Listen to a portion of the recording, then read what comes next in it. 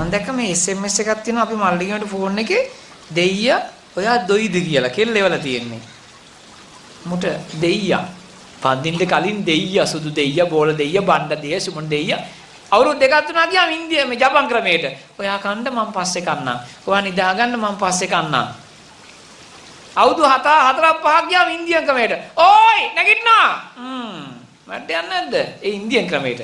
අවුරුදු 10ක් 12ක් ගියාම නෝනා ඉස්සලා දුවන මහත්තයා පොල්ලක් අල්ල පොලිසියට පස්සේ ඔයිටු. ගෙදර නෝනා නිකන් මුචලිංග නාගරාජ්‍ය වගේ වෙනවා. මහත්තයා මී වැටියා වගේ. ඔයිටු දෙයියා බලු වෙලා. එපා මේ තාත්තේ මේ දේව සංකල්පයකට සෙල්ලම් කරන්න එපා. දැන් අම්මලා එහෙම ගෙදර පිරිත් නෝල් එහෙම දාලා යවන්න ඇත්තේ නේ. ගියා බාරත් වෙලා ඇතිනේ. එක්කනේ. විතරක් ඒ තමයි ඔයගොල්ලන්ගේ දෙවියා. ලස්සනට හැදෙන්නේ. ලස්සන පෞජි සම්බර පෞජි ජීවිතය. මේ හවුස් වයිෆ් කියනනේ හවුස් වයිෆ්. එහෙම කියවනේ හවුස් හස්බන්ඩ් නැද්ද?